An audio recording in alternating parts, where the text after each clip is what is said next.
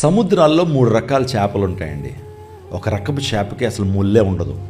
మరో రకమైన చేపకు చిన్న చిన్న ముళ్ళు ఉంటాయి. కానీ కొన్ని చేపలకు చాలా పెద్ద ముళ్ళు ఉంటాయి. సమాజంలో కూడా 3 రకాలైన చేపలు లాంటి వాళ్ళు ఉంటారు. కొంతమంది వారిలో ముళ్ళులు ఉండవు, ఎవ్వరికి హాని చేయరు, అందరి సంతోషాన్ని కోరతారు, అందరికి ఉపకారం చేస్తుంటారు.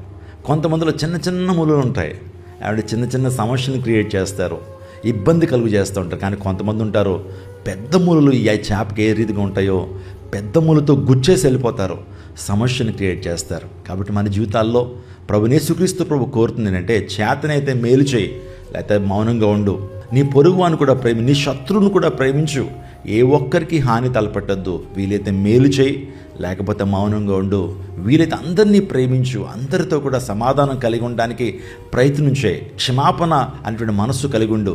ఒకవేళ నువ్వు క్షమించలేకపోతున్నావు అంటే చాలా బరువును మోయాల్సి వస్తుంది. నీ పాదాలు, నీ యొక్క శరీరము గొప్ప బరువును మోయాల్సి వస్తుంది. అందుని బట్టి క్షమాపణ ద్వారా గొప్ప దీవెన పొందుకుంటావు. క్షమాపణ ద్వారా నీలో బరువు అంతా దించబడుతుంది.